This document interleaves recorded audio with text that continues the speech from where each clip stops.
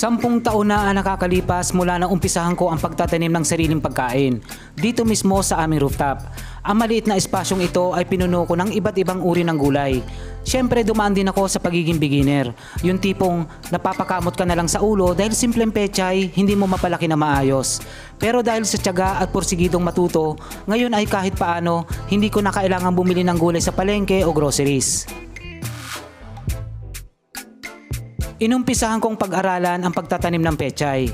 Sa loob ng halos isang taon, pechay lang ang nakatanim sa garden. Inalam ko ang kanyang pangangailangan mula sa mga nutrisyon o mga patabang kailangan.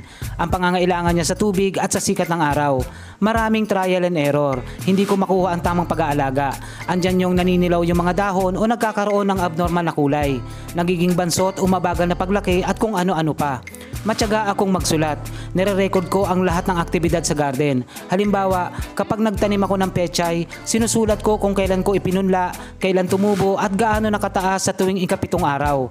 Sinusulat ko rin ang mga patabang ginamit at kung kailan ako nagdilig. Sa ganitong paraan, nakikita ko kung saan ako nagkakamali at madali nang baguhin ang paraan dahil meron akong data na pinagbabasehan. At nang makuha ko na ang tamang paraan sa pagtatanim ng pechay, inumpisahan ko na rin magtanim ng mustasa, ng iba't ibang uri ng lettuce, ng kangkong, ng kale, ng pak choy at maraming uri ng leafy greens. Dahil kapag nakuha mo na ang tamang pagtatanim ng pechay, madali na para sa iyo ang pagtatanim ng mga leafy greens. Dahil ang mga ito ay may parehong paraan ng pagtatanim at pag-aalaga. Sumunod ay ang pagsusubok ko na magtanim ng mga gulay na namumunga. Noong una ay nahirapan ako sa pagtatanim ng kamatis at sili. Wala naman naging problema sa pagpapatubo at pagpapalaki dahil ang ginamit kong lupa katulad din kung paano ko pinalaki ang mga leafy greens. Ngunit pagdating sa pagpapabulaklak at pagpapabunga, dito nagkaroon ng problema. Dito ko nalaman na ang mga namumungang gulay ay iba sa mga gulay na madahon. Ngayon ay panibagong pag-aaral na naman para sa mga namumungang halaman. Inumpisahan kong pag-aralan ang paggawa ng mga organikong pataba upang magamit sa mga tanim. Noong una ay hindi ko alam ang mga ito kung paano ginagawa.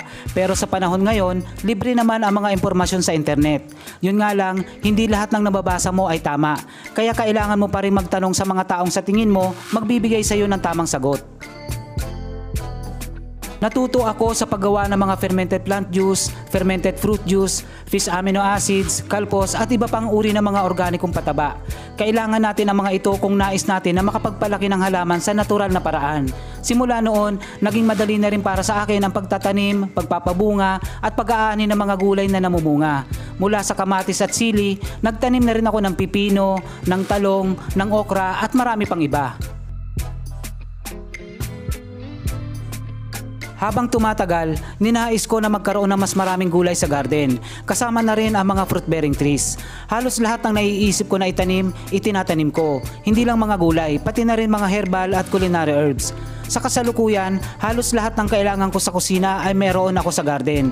Ito ang dahilan kaya sa loob ng 10 taon, halos wala akong biniling gulay sa palengke. Ang mga kailangan namin sa kusina, pinipitas ko lang sa aming garden. Nawa ay maging inspirasyon ang kwento ko doon sa mga hindi pa nagtatanim. Tandaan po natin na ang taong marunong magtanim kailanman ay hindi magugutom.